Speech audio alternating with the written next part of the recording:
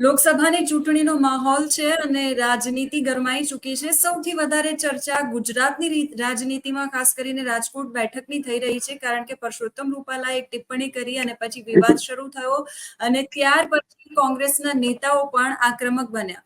ખાસ આજે વાત કરવી છે પરેશ ધાનાણી વિશે, કારણ કે રાજકોટની લોકસભા બેઠક પરથી કોંગ્રેસ પરેશ ધાનાણીને આ ચૂંટણીના રણ મેદાનમાં ઉતારશે એવી ચર્ચાઓ છે અને પરેશ ધાનાણીને મનાવવા માટે લલિત કગથરા પહોંચ્યા હતા, એટલે એમની સાથે જ વાત કરીશું. તમે સ્ક્રીન પર જોઈ શકતા હશો લલિતભાઈને. લલિતભાઈ, સ્વાગત છે જમાવટમાં આપનું. આભાર. રાજકોટ લોકસભા બેઠક પરથી કોંગ્રેસે તૈયારીઓ કરી દીધી છે પરેશભાઈ ધાનાણીને ચૂંટણીના રણ મેદાનમાં ઉતારવાની. આજે તમે ત્યાં ગયા હતા, માની ગયા છે પરેશ ધાનાણી? જો સેજલ, હું એક નહીં પણ સમગ્ર રાજકોટ સંસદીય મત વિસ્તારમાં આવતા તમામ વિસ્તારના વિછિયા, જસદણ, વાંકાનેર, પડધરી, ટંકારા અને રાજકોટ શહેરના પ્રમુખથી લઈને તમામ આગેવાનો, લગભગ 150 લોકો પરેશભાઈ પાસે આજે એમની ઘરે અમરેલી મળવા ગયા હતા. અને બધા જ લોકોની એક વાત હતી કે અત્યારની જે સિચ્યુએશન ઊભી થઈ છે રાજકોટમાં, જે ભારતીય જનતા પાર્ટીના કારણે જે સિચ્યુએશન ઊભી થઈ છે, એમાં ક્ષત્રિય સમાજ જે રીતે ભારતીય જનતા પાર્ટીના ઉમેદવારથી નારાજ છે અને ભારતીય જનતા પાર્ટી એના ઉમેદવાર ન બદલાવે, તો આ જે નારાજગીનો લાભ લેવા માટે કોંગ્રેસ પાર્ટીએ દિગ્ગજ નેતાને રાજકોટમાં ઉતારવા જોઈ એવું અમારું સ્પષ્ટ માનવું હતું. અને તમામ કાર્યકરો, તમામ આગેવાનોએ એક અવાજે પરેશભાઈને કીધું કે પરેશભાઈ, તમારે રાજકોટમાંથી ચૂંટણી લડવી જોઈએ. અને એના ભાગરૂપે પરેશભાઈ એવું કીધું કે જો ભારતીય જનતા પાર્ટી એના ઉમેદવાર નહીં બદલાવે અને પરસોત્તમભાઈ રૂપાલા સાહેબ જ ચૂંટણી લડશે, તો પરેશભાઈ ધાનાણી રાજકોટથી ચૂંટણી લડશે. આ વાત સુનિશ્ચિત છે.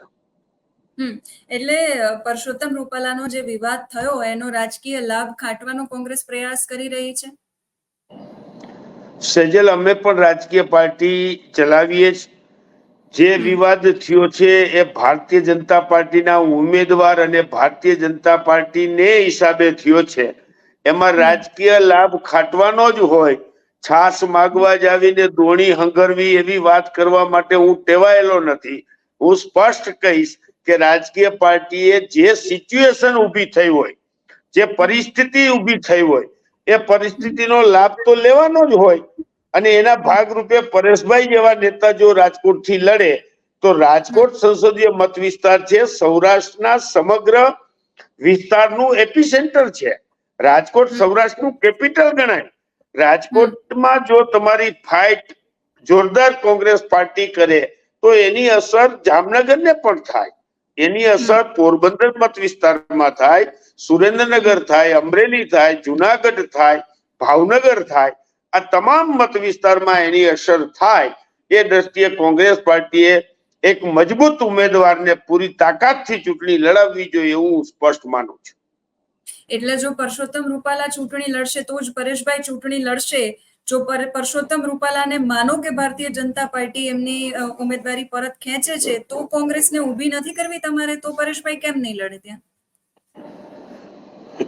જો ભારતીય જનતા પાર્ટી બહુ સ્પષ્ટ, આપણે ચોખ્ખી વાત કરી કે એના ઉમેદવાર જો બદલાવે તો ક્ષત્રિય સમાજનો જે રોષ છે એ ઓટોમેટિક ઠરી જવાનો છે. પછી તો ક્ષત્રિય સમાજ જે રસ્તે અત્યારે પેલા ચાલતો હતો અને જે રીતે ભારતીય જનતા પાર્ટી સાથે જોડાયેલો હતો એ મોટો ભાગ એની સાથે જોડાય તો રાજકીય લાભ મળવાની ક્યાં વાત છે. તો જે પરિસ્થિતિનું નિર્માણ થાય એમાં કોંગ્રેસ પાર્ટીના ઉમેદવારો ને પછી અમારે કઈ અમરેલીથી અહીંયા ઉતારીને પરસોત્તમભાઈનું જે રીતે રાજકીય કદ છે, પરસોત્તમભાઈ જે રીતે ભારતીય જનતા પાર્ટીના દિગ્ગજ નેતા છે, એ જ રીતે અમારે પરેશભાઈ ધાનાણીને એક દિગ્ગજ નેતાને ઉતારવાની વાત થાય. એટલે તમને લાગે છે કે આ વિવાદનો, માનો કે જો ભારતીય જનતા પાર્ટી પરસોત્તમ રૂપાલાને નથી હટાવતી તો પરેશભાઈ મેદાનમાં ઉતરશે, પણ તમે એવું માનો છો કે ક્ષત્રિયોનો જે વિવાદ ચાલી રહ્યો છે એનો લાભ તમને મળશે? કારણ કે ક્ષત્રિયોની મત બેંક એટલી બધી નથી કે ભારતીય જનતા પાર્ટી એ બેઠક પરથી હારી જાય. લીડ ચોક્કસથી ન મળે. સેજલ, ક્ષત્રિય સમાજની સંખ્યા કે મતદારોની પ્રમાણમાં કદાચ એવડી મોટી સંખ્યા ન હોય, પણ ક્ષત્રિય સમાજ છે ને હર હંમેશને માટે અન્ય સમાજ સાથે સંકળાયેલો છે. ઇતર સમાજ સાથે પણ એમને ઘરોબો હોય છે, અને ક્ષત્રિય સમાજ એક મત બરાબર 10 મતનું કેલ્ક્યુલેશન રાજકીય પાર્ટી કરતી હોય છે. મને વિશ્વાસ છે કે એ જાજી ઇફેક્ટ કરી શકતા હોય છે. અને જો આ રાજકારણમાં ખૂટતા મતની જ વાત હોય છે. અત્યારે જે પરિસ્થિતિનું નિર્માણ થયું છે, ધારો કે વિછિયા વિસ્તાર છે, જસદણ વિસ્તાર છે, જેની અંદર હું ચૂંટણી લડ્યો તો પણ કોંગ્રેસ પાર્ટીને ત્યાં લીડ મળી હતી. એવો જે મત વિસ્તાર છે, એ મત વિસ્તારમાં 100% કોંગ્રેસ પાર્ટીનું પ્રભુત્વ છે. જે રીતે ઠાકોર સમાજ કયો કે કોળી સમાજ કયો, તો કોળી ને કણબી બધા એક થાય. એટલે મને વિશ્વાસ છે કે આવતા દિવસોમાં ભારતીય જનતા પાર્ટીને મુંહ તોડ જવાબ આપી શકાય. અને જે રીતે કુંવરજીભાઈ વર્સિસ કિરણ પટેલની લડાઈ થઈ હતી, એ જ રીતે આવતા દિવસોમાં આ રાજકોટની સંસદીય મત વિસ્તારમાં ચૂંટણીનો માહોલ જામશે. પણ ભારતીય જનતા પાર્ટીના નેતાને મેં હમણાં સાંભળ્યા કે કહી રહ્યા હતા કે નેતા નીતિ ને નિયત વગરની કોંગ્રેસ છે, હજુ સુધી એમને ઉમેદવાર શોધવા માટે જવું પડે છે. અને પરેશભાઈની વાણી છે વાઘ જેવી છે, પણ વર્તન શિયાળ જેવું છે. શું કહેશો? ભારતીય જનતા પાર્ટીના નેતાઓ કહી રહ્યા છે કે કોંગ્રેસ ગમે તેટલા પ્રયાસો કરે, પરંતુ જીત તો ભારતીય જનતા પાર્ટીની જ થવાની છે. જો સેજલ, ભારતીય જનતા પાર્ટીની જેવી કોમેન્ટ કરવાની કોંગ્રેસના નેતાઓની અમારી આદત નથી. એ શિયાળ કીએ કે એ અમારા નેતાને એને જે સંબોધન કરવું હોય, ક્ષત્રિય સમાજ માટે જે બોલ્યા છે અને જેના માટે એને જેવું બોલવું હોય એ બોલે. સવાલ એ છે કે નિયત કોંગ્રેસ પાર્ટીની હર હંમેશને માટે સાફ છે. અમારી વાત હર હંમેશને માટે તમામ સમાજને સાથે લઈને ચાલવાની છે. અમે ક્યારેય પણ કોઈ પણ ધર્મનો, કોઈ પણ જ્ઞાતિના રાજકારણ કર્યું નથી. કોંગ્રેસ પાર્ટી એવી પાર્ટી છે કે જે તમામ સમાજને સાથે લઈને રાજકારણ કરે છે. સમય અને સંજોગો વરસાદ અત્યારે ભારતીય જનતા પાર્ટીનો સમય હોય ને લોકો એમાં દોરાય ના હોય, એવી એમાં ગમે તેટલી વાતો હોય, પણ પરેશભાઈ ધાનાણી એ સ્પષ્ટ વક્તા છે. કોંગ્રેસ પાર્ટીના એક પાયાના કાર્યકર છે.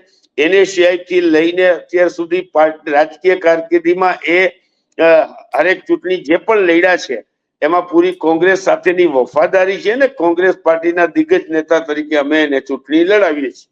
ભારતીય જનતા પાર્ટી જે માનવું હોય તે માને.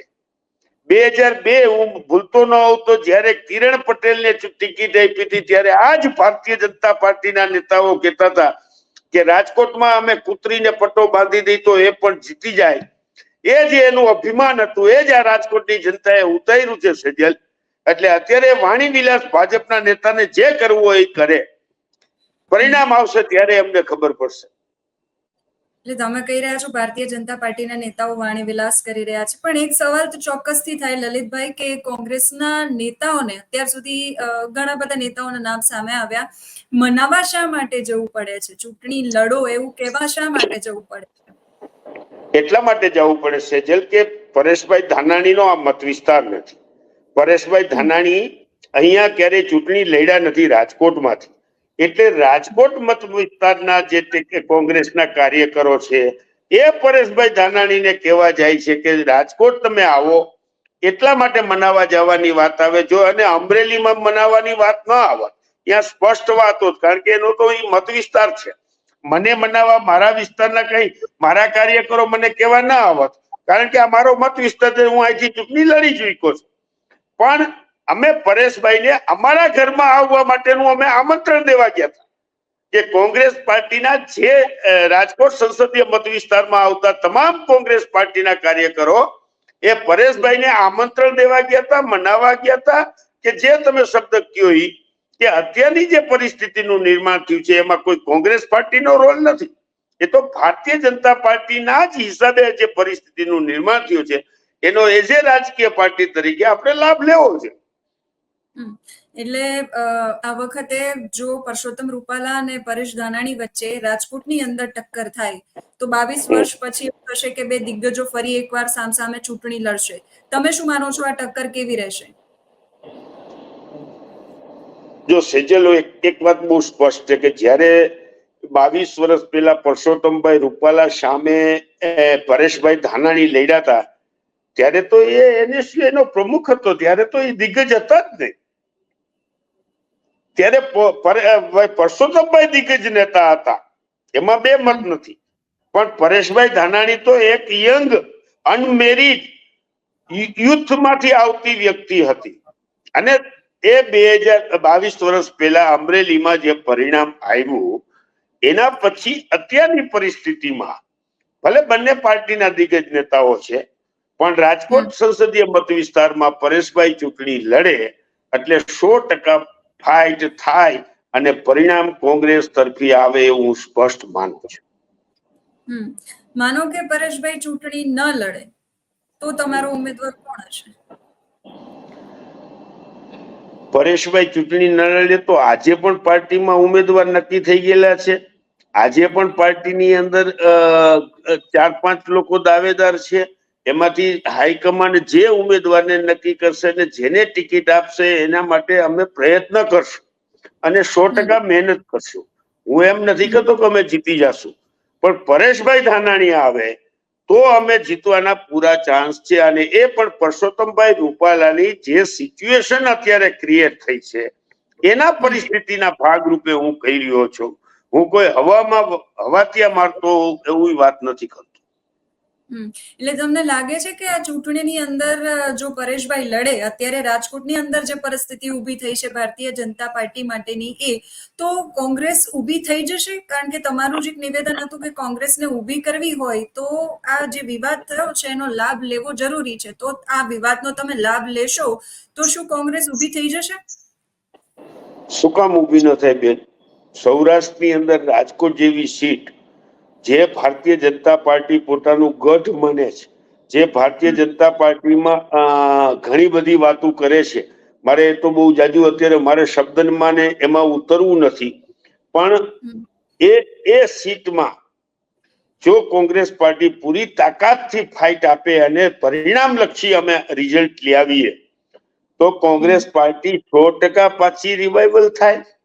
અને ત્યારે પણ તમે જુઓ કે આંદોલન જેટલા થયા છે, પછી એ પાટીદાર આંદોલન જ્યારે થયું ત્યારે પણ કોંગ્રેસ પાર્ટીની 77 સીટો આ ગુજરાતમાં આવી હતી.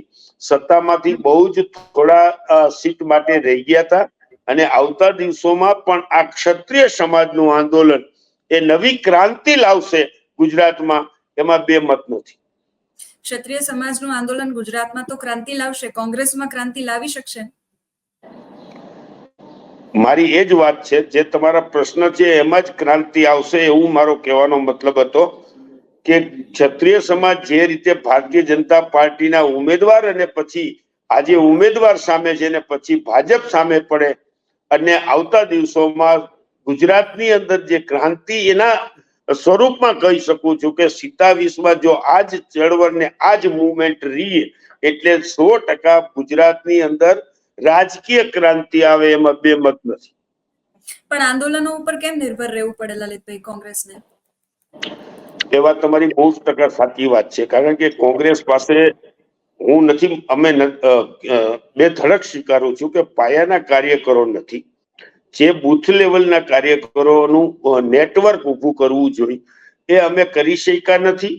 અને બીજો એ છે કે કોંગ્રેસ જે લોકો લોકશાહીમાં માનતા નથી સેજલ, એવો ભારતીય જનતા પાર્ટી ડાયરેક્ટ યા ઇનડાયરેક્ટલી કોઈ પણ હિસાબે કોંગ્રેસ પાર્ટી નબળી પડે અને કોંગ્રેસના દિગ્ગજ નેતાઓને એને કેને પ્રકારે એની પાર્ટીમાં ભેળવવાના પ્રયત્નો કરે, એના હિસાબે કોંગ્રેસ પાર્ટી ક્યાંક નબળી પડતી હોય અને નબળી પડી છે એ પણ વાત હું આપની પાસે સ્વીકારું છું.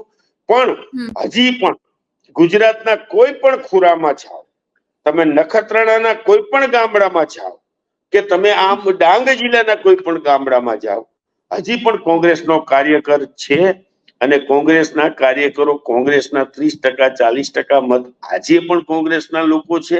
અને અમે જો તમે બધું આ સર્વે કરો તો જ્યાં ગઈ ઇલેક્શન ગુજરાતમાં જે ધારાસભાની થઈ એના બધા મતની અને જે રિઝલ્ટ આવ્યું એ ભારતીય જનતા પાર્ટીની સામે એક સબળ રીતે પૂરી તાકાતથી ઉભા થઈ શકાય એવું મને 100% લાગે છે. એટલે કોંગ્રેસના કાર્યકરો ખૂણે ખાચરે તો હજુ છે જ, પણ કોંગ્રેસ નબળી કેમ પડવા દો છો? તો ઊભી કરવાનો ભાજપના સવાલ પ્રતાપે મેં તને એ જ કીધું સેજલબેન કે ભારતીય જનતા સેજલબેન જે રીતે ભાજપ લોકશાહીમાં માનતી નથી, જે ભારતીય જનતા પાર્ટી એમ કહેતી હતી કે ડિફરન્સ ઓફ પાર્ટી, કેડરબદ્ધ બેઝ પાર્ટી, એ ભારતીય જનતા પાર્ટી અત્યારે કમલમ છે એ કોંગ્રેસમય બની ગઈ છે. મેં તમને આ તમારી ડિબેટમાં જ આ પહેલા પણ કીધેલું કે અત્યારે જ્યાં તમે જાશો ત્યાં મિનિસ્ટરોથી માંડીને બધા કોંગ્રેસમાંથી આવેલા હશે અને એના પાથરવા વાળાને ગાભા પાર્ટી તો હજી ત્યાં પડી છે. એ પરિસ્થિતિને હિસાબે ભારતીય જનતા પાર્ટી જે કોંગ્રેસના લોકોને એન કેન પ્રકારે અત્યારે ધારાસભામાં 5 કોંગ્રેસના ધારાસભ્યોને ટિકિટ આપી છે, એ પરિણામને હિસાબે આજે તમને રિઝલ્ટ દેખાય છે. લલિતભાઈ, સવાલ મારો આપને ફરી એ છે કે આ ચૂંટણીમાં આપે કહ્યું કે જે વિવાદ રાજકોટની અંદર શરૂ થયો છે એનો લાભ લેવા માટે પરેશભાઈ ધાનાણી આ બેઠક પર ઉતરે જરૂરી છે. સવાલ મારો આપને એ છે, લોકસભાની ચૂંટણી છે, ક્ષત્રિયો સિવાય તમારા મુદ્દા કયા રહેશે આ ચૂંટણીમાં? ક્ષત્રિય મુદ્દો તો એની મેળે ઉભો થયેલો છે, અમારો કોઈ મુદ્દો નથી. પણ તમે ગુજરાતની અંદર આજે તમે યુવાનો પાસે જાઓ, આજે તમે રાજકોટ છે એ સમગ્ર સૌરાષ્ટ્રનું તમે આમ જુઓ તો પાટનગર, કેપિટલ પાટનગર ગણાય. રાજકોટની અંદર ભારતીય જનતા પાર્ટીના આવ્યા પછી જે રીતે ભારતીય જનતા પાર્ટીમાં મુઠ્ઠીભર લોકો ઉદ્યોગપતિઓ જે બેફામ પ્રોગ્રેસ કરી રહ્યા છે અને નાના ઉદ્યોગકારોનો જે બેહાલ છે. ભાજપે આવ્યા પછી ક્યારે લેબર ઓરિએન્ટેડ ઉદ્યોગોને પ્રોત્સાહન આપ્યું નથી. બેકવર્ડ તાલુકા ડિક્લેર કરીને વિછિયા તાલુકો હોય, જસદણ તાલુકો હોય, જે રાજકોટ સંસદીય મત વિસ્તારમાં આવે છે, આવા સેન્ટરોમાં કે જ્યાં ખૂબ જ લેબર અવેલેબલ છે, જ્યાં મેન પાવર જ્યાં ખૂબ જ અવેલેબલ છે, એ લોકોને ઘર આંગણે રોજી રોટી મળે એવા કોઈ વિચારો આજની તારીખ સુધી ભારતીય જનતા પાર્ટીએ પ્રસ્તુત નથી કર્યા. ખાલી ખોટી વિકાસની વાતો કરીને જે યુવાનો આજે નોકરી માટે ઝંખે છે, જેને વર્ષો થયા બધી જ જગ્યાઓ ખાલી હોય અને કોન્ટ્રાક્ટ બેઝ ઉપર ભરતી કરીને યુવાનોનું જે રીતે શોષણ થઈ રહ્યું છે, એ બધા જ સંજોગોના ઘણા બધા મુદ્દાઓ છે. ખેડૂતોના ઘરમાં ડુંગળી આવે ત્યારે તમે નિકાસ બંધી કરી દો અને ડુંગળીનો નિકાસ ના કરો અને ખેડૂતોને બેહાલ કરો, વીમા યોજનાઓ બંધ કરી દો. આ બધા જે પ્રશ્નો છે એ ખેડૂતો બધા આમ રાહ જોઈને બેઠા છે, સમયની રાહ જુએ છે. એને યોગ્ય તક અને ઉમેદવાર મળે એટલે પરિણામ લક્ષી થશે. સજલ, તારો અવાજ નથી આવતો. હા લલિતભાઈ, અંતિમ સવાલ મારો આપને, સમય બદલાયો છે, સ્થળ બદલાયું છે, રાજકોટની બેઠક પર પરિણામ બદલાશે? 100% આશાવાદી છે ને પરિણામ બદલી ચૂક્યું છે. ઇતિહાસ લખાણ્યા છે અને એ ઇતિહાસનું પુનરાવર્તન થશે. કુંવરજીભાઈ અને કિરણભાઈની જે લડાઈ થઈ હતી એવી જ લડાઈ આવતા દિવસોમાં થશે અને પરિણામ લક્ષી હશું એવો મને 100% આત્મવિશ્વાસ છે. આશા રાખીએ લલિતભાઈ કે તમારો આત્મવિશ્વાસ છે આગામી દિવસોમાં તમને દેખાય પરિણામમાં. આભાર આપ જમાવટ સાથે જોડાયા. Thank you. તો કોંગ્રેસના નેતા લલિત કગથરા કહી રહ્યા છે કે 100% આશાવાદી છીએ અને રાજકોટની બેઠક પર પરિણામ અચૂકથી બદલાશે. જોવાનું એ રસપ્રદ રહેશે કે પરેશ ધાનાણીનું નામ સત્તાવાર રીતે જાહેર થાય છે અને ક્ષત્રિયો વર્સિસ રૂપાલાનો જે વિવાદ છે એમાં ભારતીય જનતા પાર્ટીની આગામી રણનીતિ શું છે? કારણ કે કોંગ્રેસ તો કહી રહી છે કે જો પરસોત્તમ રૂપાલા લડશે તો જ પરેશ ધાનાણી લડશે, કારણ કે જે આખું વિવાદ છે એનો રાજકીય લાભ કોંગ્રેસને ખાટવો છે. જોવાનું એ રહેશે કે આગામી દિવસોમાં રાજકોટ લોકસભા બેઠક પર પરિણામ કેવું રહેશે. અત્યારે આ વિડીયોમાં બસ આટલું જ. નમસ્કાર.